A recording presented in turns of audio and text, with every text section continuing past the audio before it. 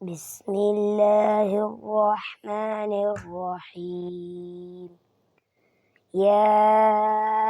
أيها النبي إذا طلقتم النساء فطلقوهن لعدتهن وأحصوا العدة واتقوا الله ربكم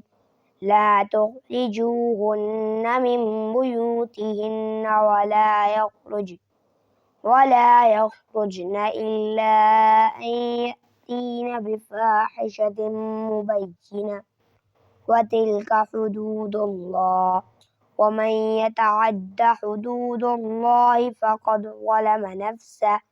لا تدري لعل الله يحدث بعد ذلك أمرا فإذا بلغنا أجلهن فأمسكوهن بمعروف أو فارقوهن بمعروف وأشهدوا ذوي عدل منكم وأقيموا الشهادة لله ذلكم يوعظ به من كان يؤمن بالله واليوم الآخر ومن يتق الله يجعل له مخرجا ويرزقه من حيث لا يحتسب ومن يتوكل على الله فهو حسبه إن الله بالغ أمره قد جعل الله لكل شيء قدرا واللائي يئسن من المحيض من نسائكم إن ارتبتم فعدتهن ثلاث أشهر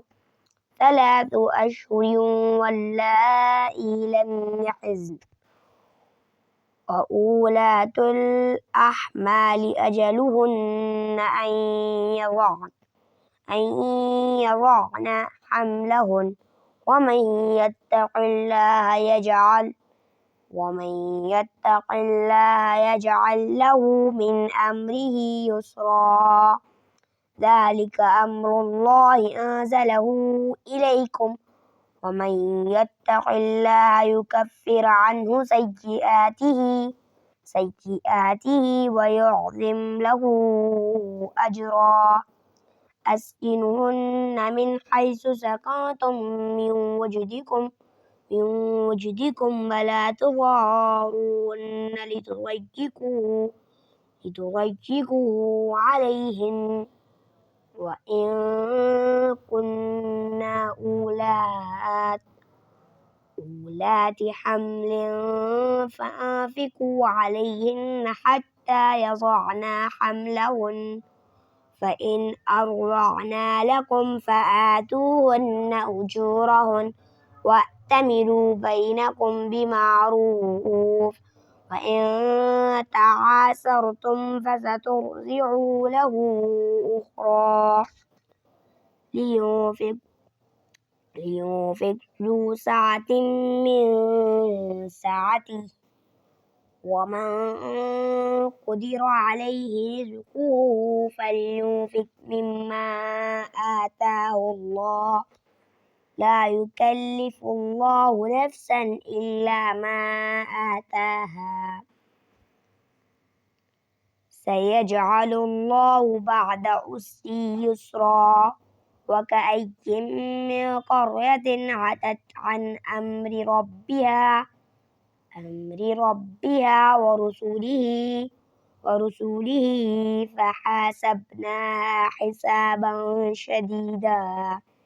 حسابا شديدا وعذبناها عذابا نكرا فذاقت وبال أمرها وكان عاقبة أمرها خسرا أعد الله لهم عذابا شديدا فاتقوا الله يا أولي الألباب الذين آمنوا قد أنزل الله إليكم ذكرا رسولا يتلو عليكم آيات الله مبينات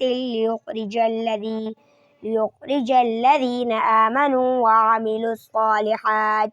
وعملوا الصالحات من الظلمات إلى النور ومن يؤمن بالله ويعمل صالحا يدخله جنات تجري من تحتها الأنهار خالدين فيها أبدا قد أحسن الله له رزقا الله الذي خلق 7 سماوات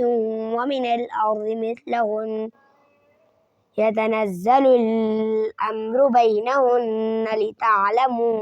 أن الله على كل شيء قدير وأن الله قد أحاط بكل شيء علما